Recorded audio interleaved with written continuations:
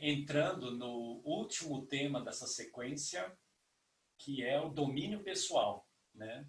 Desculpe, o triângulo drama, que é como você lida com os papéis, né, reativos mais comuns no nosso dia a dia, né, que fazem parte do que alguns psicólogos da análise transacional, então essa é uma teoria que veio da análise transacional, que é um método de terapia que teve muito sucesso na década de 60, 70 e até começo da década de 80, mas que depois foi ultrapassada por outras abordagens mais modernas, mas obviamente que ela tem também teve a sua contribuição dentro aí do caminho, né, de autoconhecimento que muitas pessoas realizaram. Então hoje eu vou falar um pouquinho mais sobre o triângulo do drama, o que é o triângulo do drama, como lidar com os papéis do triângulo do drama e como fazer o processo de transição, né, se libertando desses papéis reativos para você entrar e começar a viver os papéis empoderadores, né, a dinâmica do empoderamento. Então, eu queria começar aqui falando para vocês o que é o triângulo do drama, né? O triângulo do drama é um jogo social disfuncional constituído de 3 papéis. Então, veja a definição, jogo social disfuncional. Um jogo por quê? Porque esse é um jogo de cartas marcadas. Cada vez que você entra dentro do triângulo do drama e começa a viver um dos papéis, a sensação que você tem é que você perde completamente a liberdade, a espontaneidade e a autenticidade, né? Esses são papéis rígidos, pré-existentes, e que a maioria de nós aprendeu lá na infância com nossos pais, nossos parentes, né, nossos colegas de brincadeiras, os primeiros professores. Então essa é uma memória muito antiga, né, e é um padrão que, por ter começado muito cedo na nossa vida, ele sedimentou nas regiões mais profundas do nosso subconsciente. E ele é constituído de 3 papéis, né? O perseguidor, a vítima e o salvador. Perseguidor, vítima e salvador. Esses papéis, quem descobriu isso, um psicólogo americano chamado Cartman, e ele descobriu que esses papéis emergem de forma previsível em qualquer situação em que existe uma ameaça real ou imaginária, tá? Então, sempre que num relacionamento humano, seja familiar, seja no trabalho, seja até entre amigos e colegas, se existir algum tipo de ameaça real ou imaginária, existe sempre o potencial do triângulo do drama emergir e convidar as pessoas a viverem os papéis complementares de perseguidor, salvador e vítima. E aqui está o triângulo de forma gráfica, né? Geralmente o triângulo começa ou com o perseguidor ou com a vítima, né? Então a gente escuta muito o perseguidor assumindo, por exemplo, o seguinte discurso: a culpa é sua, o que você estava pensando? Por que você fez isso? Qual é o seu problema? Então, o perseguidor a gente vê até com o dedo apontado, né? Para quem? Geralmente para a vítima, né? A vítima que se sente culpada por alguma situação, né? Que não sabe o que fazer naquela determinada situação, né? Que tem uma sensação de que ela não pertence, que as pessoas não gostam dela, e tem uma sensação também de impotência. A vítima se sente muito impotente nessas situações onde ela triangula, né, com o perseguidor e com o salvador. E o salvador é aquele que, quando percebe o perseguidor e a vítima entrando nesses 2 papéis, e ele percebe o sofrimento, né, tanto do perseguidor quanto da vítima, ele entra como a terceira pessoa que vai tentar ajudar, né? Que vai tentar trazer algum tipo de alívio, que vai trazer algum tipo de tentativa de diminuir principalmente o sofrimento da vítima. né? E o discurso do Salvador basicamente é: deixe-me te ajudar, eu vou fazer isso, não vamos brigar, eu me sinto mal por você, tudo vai ficar bem, né? É aquele cara que traz, como é que fala, as toalhas mornas, né? Para diminuir a temperatura daquele relacionamento que está gerando sofrimento, principalmente entre o perseguidor e a vítima. Se você lembrar bem, várias situações na sua família original tinham essa dinâmica, né? Geralmente é o pai que começa o papel de perseguidor, a mãe como vítima, depois eles trocam de papel, e geralmente os filhos aprenderam a fazer o terceiro papel, que é tentar intervir e tentar diminuir o nível de sofrimento e de destrutividade da relação perseguidor-vítima. Depois, com o tempo, de tanto você ter participado desse triângulo, você mais tarde começa também a entrar no papel de perseguidor e vítima. Mas geralmente na infância, você começa a viver no papel de salvador. Ok? Então aqui para vocês começarem a entender como funciona essa dinâmica. Qual é a consequência, né, do triângulo do drama nas relações pessoais e profissionais? Frustração, né, raiva, medo, discussão, briga, ela gera muita discussão, muita briga, buscar culpados, conflito, né, criação de silos, fofoca, tensão, estresse, estagnação, inércia nos relacionamentos e às vezes nas próprias relações de trabalho, perda de tempo, né? Essa lista aqui não foi criada por mim. Eu mostrei o triângulo do drama para uma equipe dentro de uma empresa e eu perguntei quais são as consequências, e esse ciclo aqui de consequências negativas foi criado por esse grupo ao perceber qual é o efeito do triângulo do drama sobre os seus relacionamentos e sua relação com o trabalho. Então isso aqui não foi inventado, né? Ele foi identificado por um grupo de trabalho. É muito difícil parar o triângulo do drama. É muito difícil. Por quê? Os papéis reativos, quando você está dentro do triângulo, eles ganham vida própria. Eles tomam conta da pessoa, né? Você pode perceber isso. Se você está de fora, principalmente, fica muito claro. As pessoas começam a discutir, o tom de voz vai aumentando, os argumentos vão se tornando cada vez mais irracionais, as pessoas começam a falar coisas que não fazem sentido nenhum, e é muito difícil, inclusive, pedir para elas diminuírem, né, a escalação de emoções, gritos, choro, e tentar voltar à dimensão racional. É muito difícil. Por quê? Porque ele é viciante. Isso é uma coisa que os pesquisadores descobriram. O triângulo drama, ele libera adrenalina no sistema nervoso, e gerado principalmente pelo medo e pela raiva, né? E quando você vive muito tempo dentro de um ambiente familiar ou de trabalho, onde medo e raiva é uma constante, ele vicia o seu sistema nervoso, o seu sistema central, né? Glandular, inclusive, e até cerebral, né? Você começa, uma parte em você começa a sentir falta, isso é impressionante, tá? Começa a sentir falta quando você não tem as reações químicas e emocionais geradas pelo triângulo do drama. Mas você pode escolher parar de atuar os três papéis. E essa é uma decisão muito importante. Mas você só pode parar se você tiver consciência desses papéis.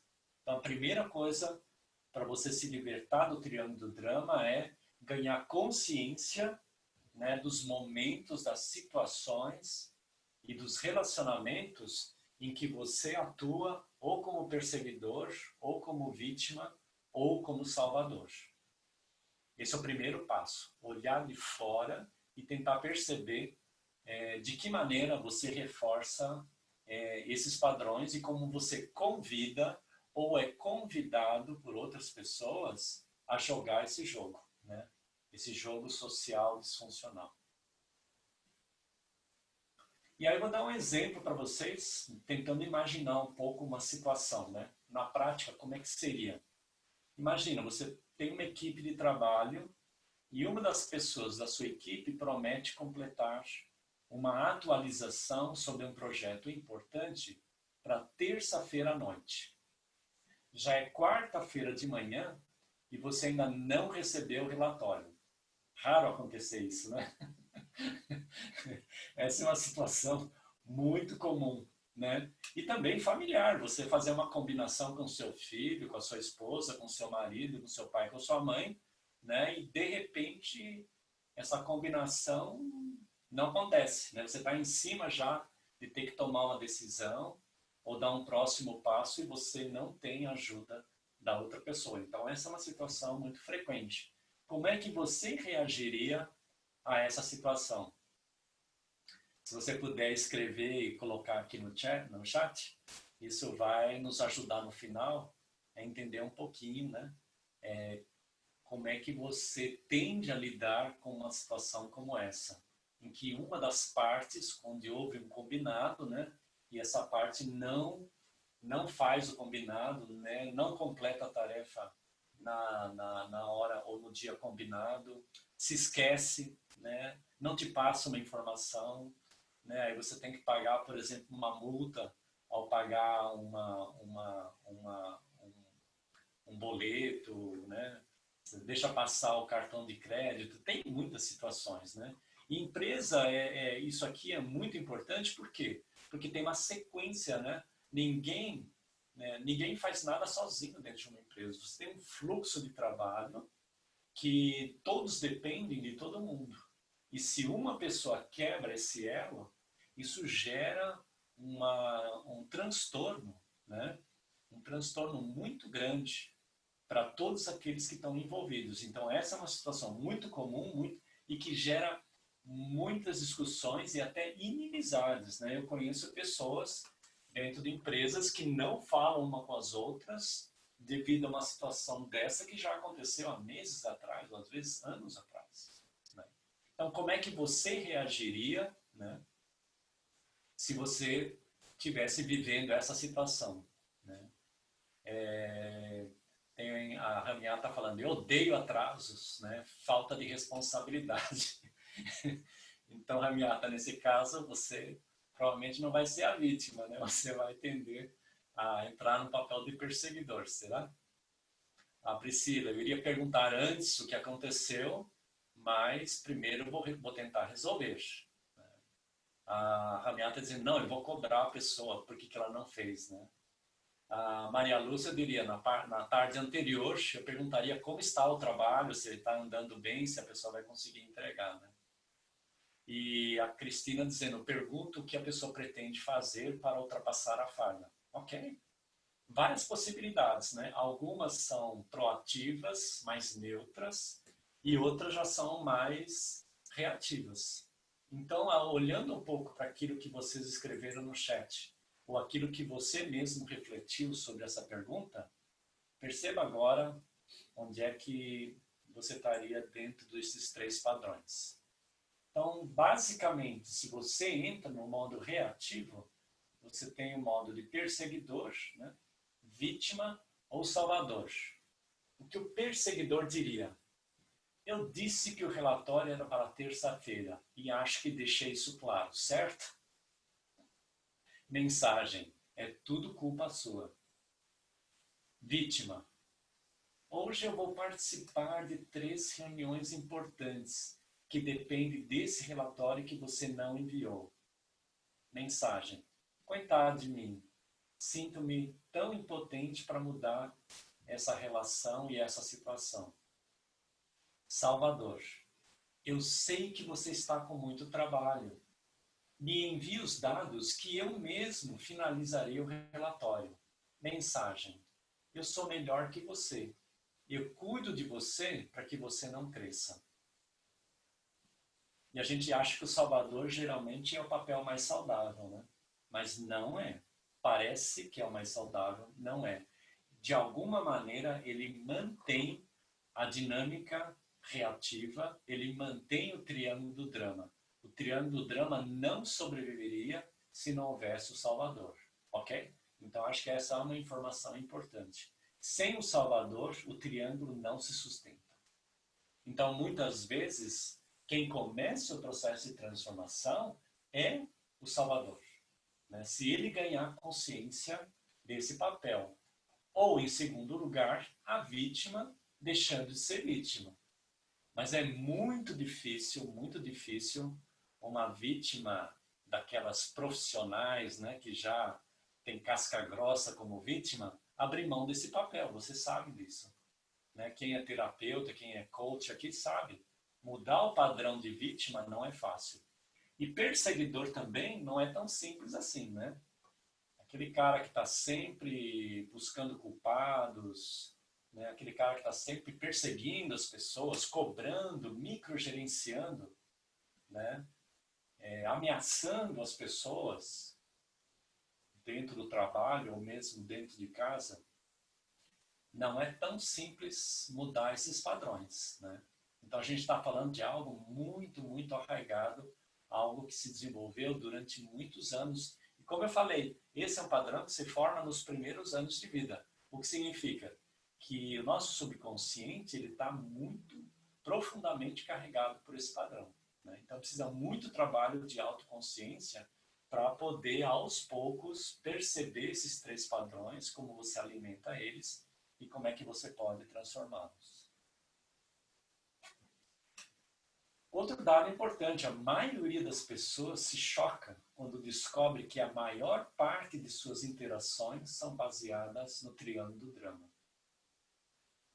Não é todo mundo, claro, né? Mas eu diria que uma parte da população vive o seu dia a dia dentro do triângulo do drama sem ter consciência disso, né? Isso gera estresse, desconforto, medo, raiva, irritação, né? Isso vai sobrecarregando o sistema físico, emocional e mental, né? E, obviamente, gerando uma qualidade de vida muito ruim para essas pessoas. E um recado importante aqui, todo drama começa com alguém assumindo o papel ou de perseguidor ou vítima. Então, são esses dois papéis que iniciam o triângulo e, obviamente, são as pessoas que assumem esses dois papéis que têm mais chance de quebrar o padrão e começar algo, uma relação mais saudável. Mas o primeiro passo para você se libertar é reconhecer a sua parte no jogo. E isso é difícil. Por quê? Porque o triângulo está baseado na irresponsabilidade. Os três papéis do triângulo do drama estão baseados na culpa, ou em culpar o outro, ou se sentir culpado, né?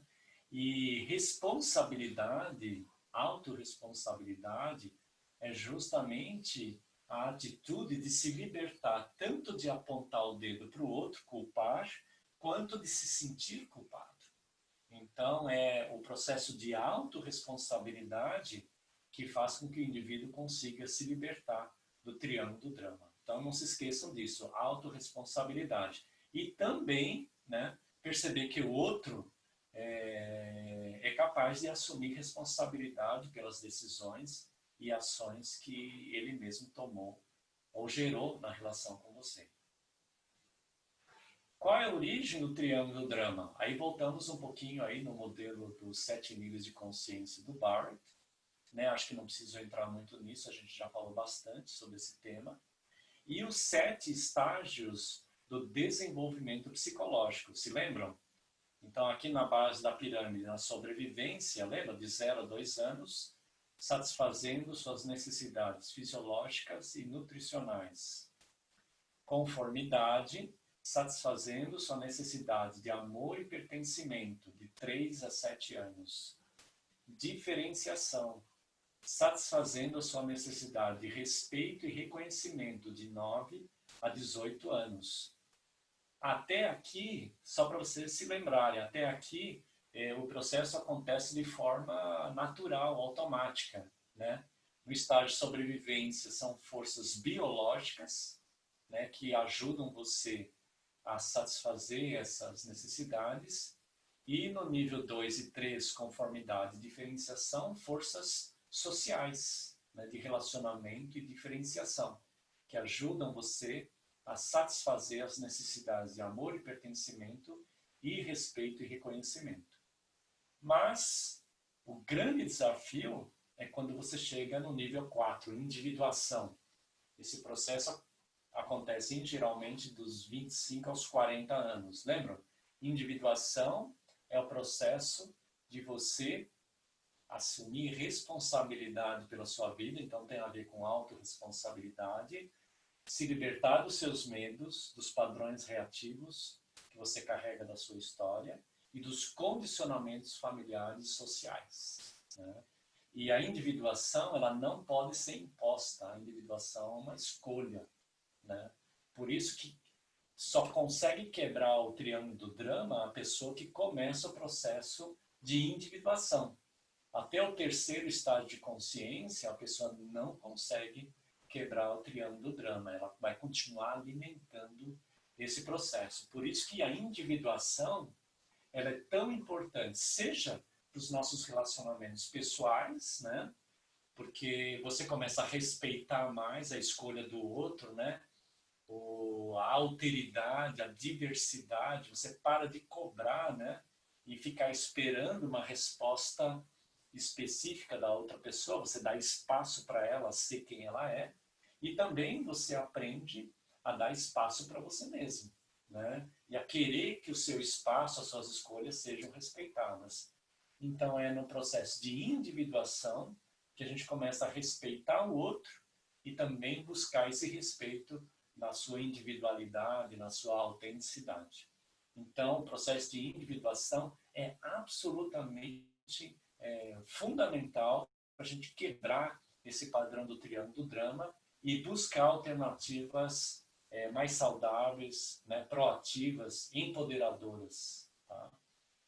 E aí, se você conseguiu lidar bem com a individuação, aí vem o estágio de autorrealização, né, satisfazendo sua necessidade de encontrar significado e propósito, integração, satisfazer a sua necessidade de fazer a diferença no mundo, e servir a sua necessidade de criar uma vida de serviço aos outros. Então, veja, propósito, fazer diferença no mundo e servir os outros só é possível se você começou o processo de individuação, se você aprofundou o processo de individuação.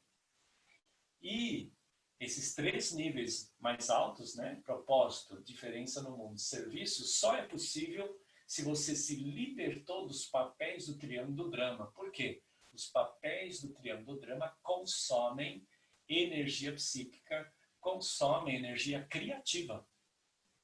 Então, a energia da criatividade que a gente precisa, né, para investir no nosso propósito, para fazer a diferença no mundo, para investir nos nossos projetos, ela está presa, né, nos papéis do triângulo do drama. E ela é liberada no processo de individuação. Está claro isso? Então, o processo de individuação é o que libera a energia entrópica que está presa nos papéis do triângulo do drama. E aqui a gente já está juntando várias coisas, né? Domínio pessoal, individuação, né? O próprio processo de transição. E agora falando um pouquinho mais sobre esses 3 papéis triangulares. Aqui eu já falei um pouquinho, né? As idades, e mostrando que do nível 4 para cima é escolha, né? Então a individuação é realmente o convite para crescer, para você expressar quem você é, né? Expressar o que você acredita, suas crenças, seus valores. E para isso precisa de coragem. Por quê? Quando você começa o processo de individuação, você começa a se dar conta de quantas coisas você faz que você não quer fazer. Você se dá conta de quantos relacionamentos eles não são construtivos, positivos para a sua vida. Você se dá conta de quantas obrigações e quantos deveres você assumiu para ser aceito, né? Para ser o bonzinho da história, para você ser amado, para você ser reconhecido. Então aqui, né, é preciso coragem, né? Coragem e humildade de entender que o processo de individuação você depende da ajuda de pessoas que já fizeram esse caminho antes. É muito difícil fazer o processo de individuação sozinho, né? Então, é importante estar com um grupo de pessoas que também estão nesse processo e é importante ter um guia, uma pessoa que te oriente nesse processo. Então, coragem e humildade, né, para poder começar esse processo. E o que impede, né? Lembra? Os medos que impedem o processo de individuação. No nível 1, eu não tenho o suficiente. No nível 2, relacionamento, eu não sou amado ou valorizado o suficiente. E no nível 3, eu não me sinto suficiente, não me sinto capaz o suficiente, né? Eu não me sinto competente o suficiente. São esses medos, né, arraigados que impedem o processo de individuação. E aqui falando um pouquinho, já falei bastante, né? Autorresponsabilidade, descobrir liberdade, autonomia e buscar quem você é, tá? Então, esse é o estágio da individuação 29 de 25 a 39 anos. E eu tinha falado no webinar sobre esse tema, no domínio pessoal, que o início do processo de individuação geralmente não é escolhido, lembra? Ele é geralmente precipitado por uma crise, pode ser uma crise existencial, uma crise de valores, pode ser precipitado por um insucesso financeiro, uma grande quebra financeira, ser despedido de uma carreira ou de um trabalho que você gostava muito, numa empresa que você admirava, pode ser doença na família ou sua própria, uma doença física que mexe, né, com a questão da vulnerabilidade, você ganhar consciência de que o tempo do corpo é limitado. Todas essas experiências, às vezes somadas, podem gerar essa crise que incentiva você a viver o processo de individuação. Então, poucas pessoas vivem a individuação sem uma crise. É muito raro isso acontecer. No momento que nós estamos vivendo, esse processo de individuação está sendo acelerado em muitas pessoas, né? E em outras está gerando um medo terrível e uma negação, né, sobre o próprio processo de individuação, né? Muitas pessoas resistindo ou negando que a individuação possa trazer algum benefício para ela. E ficando com raiva de pessoas que vivem individuação, né? Você vê hoje em dia na mídia pessoas que se expõem, que se vulnerabilizam, né? Que falam, né, um pouco mais do seu processo de individuação, das escolhas que elas começaram a fazer fora da caixa, serem muito criticadas, atacadas por aqueles que têm um medo aterrorizante de fazer o processo de individuação. Por quê? Porque a individuação, em parte, é uma pequena morte.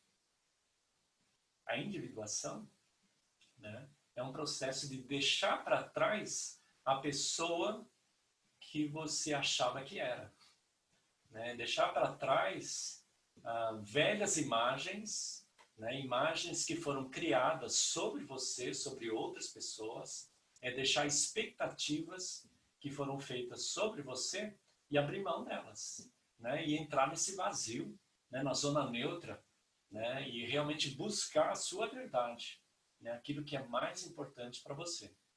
Então eu vejo que hoje em dia tem muitas pessoas buscando essa individuação, muitas pessoas lutando por esse processo, e tem muitas pessoas com medo e até com raiva daqueles que estão fazendo esse processo, né? Mas sempre foi assim, né? Aqueles que buscaram a verdade nem sempre foram bem recebidos por aqueles que ainda estão presos na máscara social. E um dado importante do triângulo do drama, como eu falei, ele começa por uma ameaça, ele começa geralmente por crenças de escassez, né? Eu não tenho o suficiente, ou eu não sou o suficiente, ou eu não sou amado o suficiente. Então essa carência é que alimenta os papéis reativos do triângulo do drama. E quanto mais a gente vive os papéis reativos, mais as nossas necessidades físicas e emocionais não são atendidas, o que reforça as crenças de escassez. Então veja esse ciclo, né, esse ciclo vicioso, né? os papéis do triângulo do drama começam com a crença de escassez, alimentam os papéis reativos, que geram uma insatisfação das nossas necessidades básicas, que retroalimentam a crença de escassez. O que significa que se você não se libertar do drama, você não sai da crença de escassez, e não é só crença, né? Você começa a criar uma realidade. Né? Quem trabalha com modelos mentais, com crenças, sabe disso. Depois de muito tempo alimentando uma crença, em algum momento agora você tem que criar realidade para retroalimentar e confirmar que a crença é verdadeira. Né? Para você não entrar em conflito consigo mesmo, você tem que criar realidade projetada pela crença que você sustenta.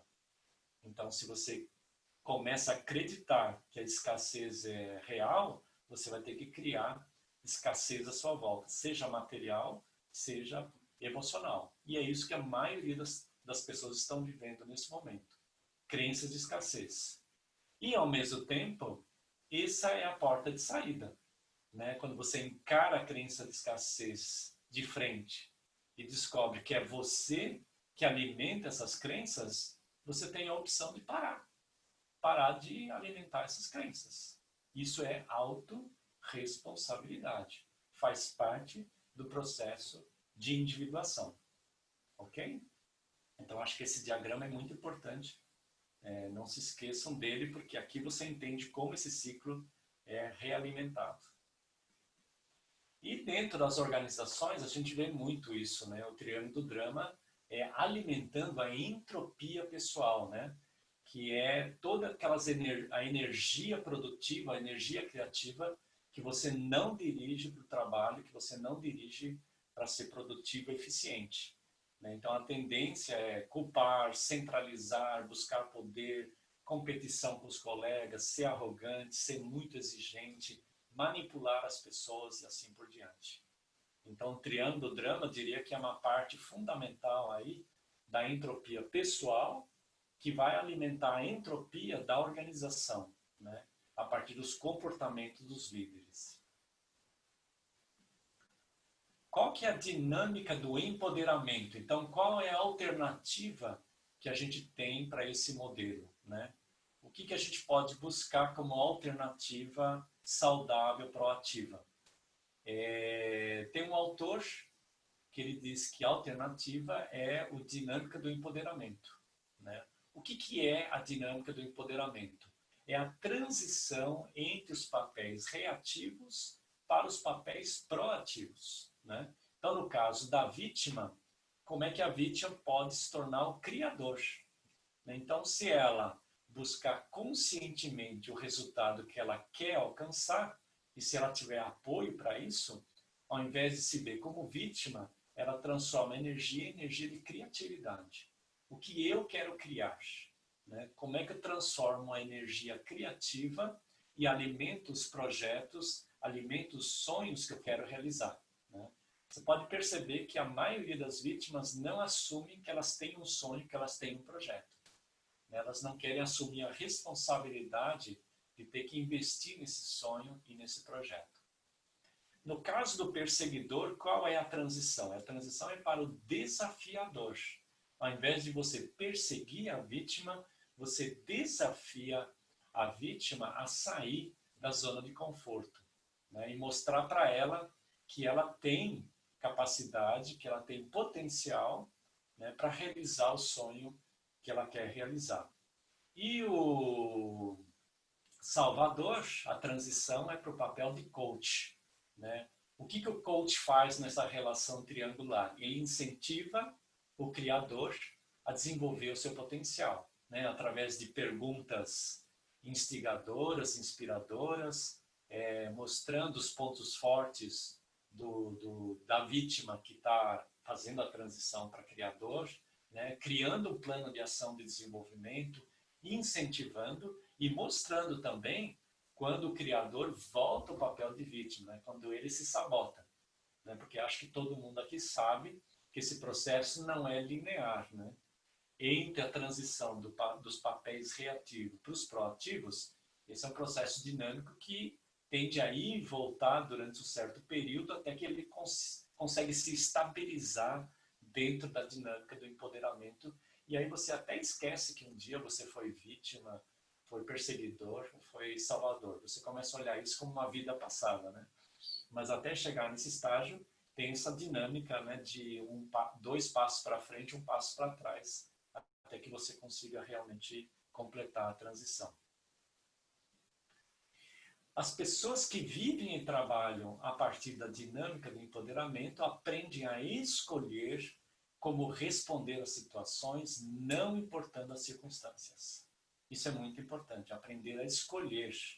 Né? Então, no triângulo do drama, não tem escolha. Uma vez que você assumiu aquele papel, agora você entra num funil e esse papel já determina como você vai se comunicar, como você vai se relacionar com o outro, quais as cobranças que você vai fazer, as culpas que você assume ou aponta para o outro e assim por diante. Então, a dinâmica do empoderamento, ele implica em escolha. E escolha depende de autorresponsabilidade, de novo. Não importando as circunstâncias. Né? Acho que o exemplo mais clássico disso que está sendo falado agora é a experiência de Mandela, né? Que ficou, acho que 28 anos na prisão, e ele poderia se sentir derrotado, vítima, né, de todo o sistema que estava punindo ele, e ele não. Durante 28 anos, ele focou nisso, na dinâmica do empoderamento, se perguntando o que eu posso fazer quando eu sair daqui, né, assumindo responsabilidade. E veja o papel impressionante, tão importante que ele teve, né, na questão do término do apartheid na África do Sul. Né? Se ele não tivesse assumido essa responsabilidade, né? E se ele não tivesse se empoderado e percebido que ele tinha um papel a realizar importante na África do Sul, provavelmente esse país ainda estaria, né, no estágio anterior. Aqui mostra basicamente os dois triângulos, né? O triângulo do drama e o triângulo e a dinâmica do empoderamento, os três papéis reativos e os três papéis proativos. E a transição que precisa ser feita entre esses dois papéis. Aqui mostra basicamente a definição de cada uma delas, né? A vítima sente-se impotente diante da circunstância da vida, não quer assumir responsabilidade por aquilo que acontece. Já o criador, ele foca na visão, né, no resultado que ele quer alcançar, e ele assume responsabilidade por iniciar a ação e alcançar os resultados desejados. Perceba que para você assumir ser criador, você tem que assumir o risco de falhar. E é isso que a vítima mais tem medo. Ela morre de medo de falhar e perceber, né, que ela não é tão boa quanto ela imaginava. Então, para você dar o passo do criador, você tem que arriscar, você tem que assumir riscos, você precisa ter coragem de dar o primeiro passo. E o primeiro passo pode ser um sucesso ou pode não ser um sucesso. Então, você tem que bancar a capacidade de lidar, inclusive, com o insucesso. Isso faz parte do ser o criador e ser até empreendedor, né? Hoje é um conceito muito importante, ser empreendedor, empreender. Empreender tem risco, né? O funcionário público que gosta de segurança, né, que gosta do salário no final do mês, ele nunca vai ser um empreendedor. Por quê? Ele não quer arriscar nada, né? Ele morre de medo de fracassar, do projeto dele não funcionar. O perseguidor se transformando em desafiador, né? Então, o perseguidor acredita que precisa vencer a qualquer custo, controlar os outros por meio da culpa, da crítica e da opressão. Já o desafiador, ele estimula a aprendizagem, desafia o status quo. Ele foca na melhoria e no desenvolvimento ao considerar que as pessoas têm capacidade de mudar e são responsáveis por suas ações. E por último, o salvador. Lembram? Ele intervém a favor da vítima para diminuir o sofrimento da vítima. Mas se você olhar mais profundamente, não é tanto o sofrimento da vítima, é o seu próprio sofrimento. O Salvador, ele quer ajudar e diminuir o sofrimento porque ele sofre muito com a relação perseguidor e vítima. Nesse caso, ele cria dependência ao permitir que a vítima não assuma responsabilidade por suas ações e decisões. E quando ele faz a transição para o coach, ele empodera a vítima, refletindo para ela o potencial de transformação e as manobras que a própria vítima faz para permanecer na zona de conforto e permanecer impotente. Ok? Então, essas são as características tanto dos papéis reativos quanto dos papéis proativos. E aí, como é que essa transição pode ser facilitada? E eu vou dar 2 dicas para vocês, que está baseado nos webinars que a gente já fez. O primeiro deles são os estágios de domínio pessoal, lembram? Primeira coisa que você tem que fazer, identificar a situação que ativa o triângulo do drama. Esse é o primeiro passo, tá? Então, mapeie as situações e os relacionamentos em que você se vê vivenciando um dos 3 papéis do triângulo do drama. Segundo passo, ative o seu observador interno na situação, se você puder. Tá? Observe de fora como é que o triângulo se forma e como você é convidado a fazer um desses papéis. Né? E como você se convida também, né? Tem que olhar a responsabilidade. Como você se convida para viver um desses papéis.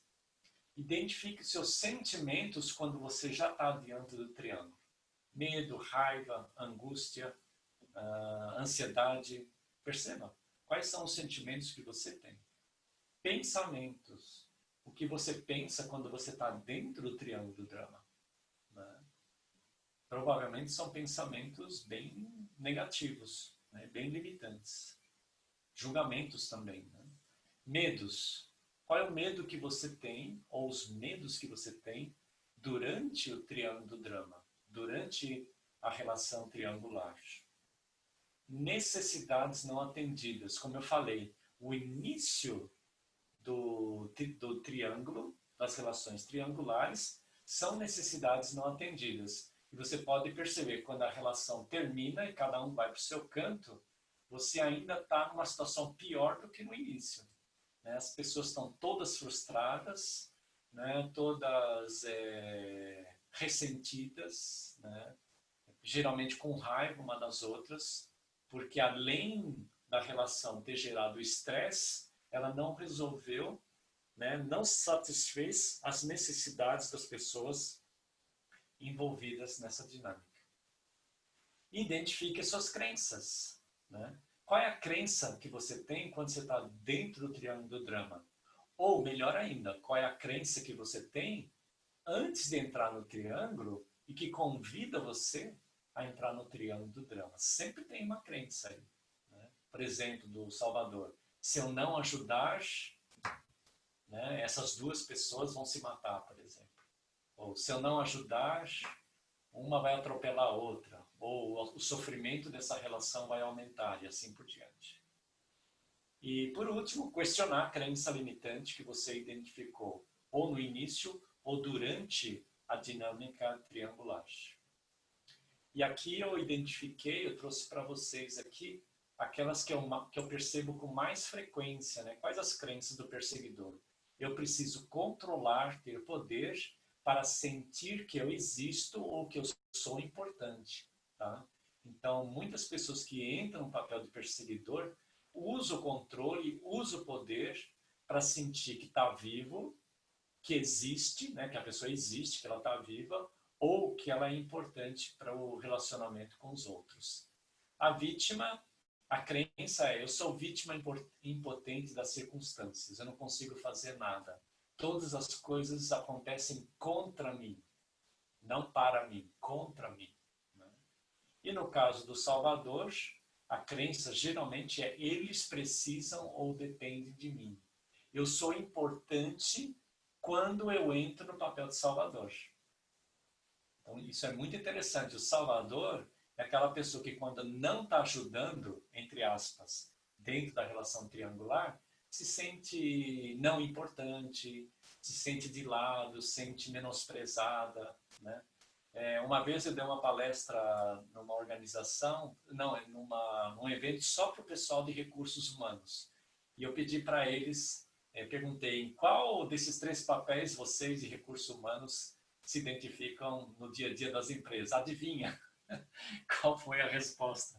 Basicamente, o RH geralmente faz o papel de salvador. Quando não está ajudando, entre aspas, as outras áreas ou o presidente da empresa, ela se sente relegada a um segundo plano.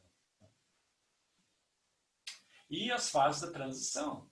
É impossível, né, você fazer a transição entre a vítima, criador, perseguidor, desafiador, salvador, coach, se você não entender o desafio de viver, né, de você lidar com o término, né, desse papel anterior, o que é muito desafiador, porque se você fez esse papel durante muitos anos, você criou uma identidade, né? Você está grudado naquele papel.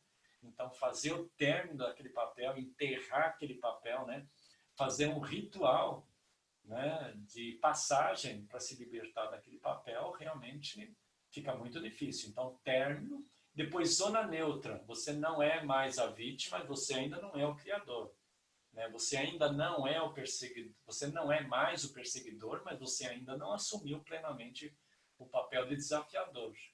Você não vive mais o papel de salvador, mas você não chegou ainda no estágio de coach. Então, a zona neutra é o período em que você está realinhando o teu mundo interno, né? Pensamentos, sentimentos, sensações, sentimentos, para viver a nova realidade. E o reinício é quando você realmente sente que os papéis do drama já não te pegam mais, né?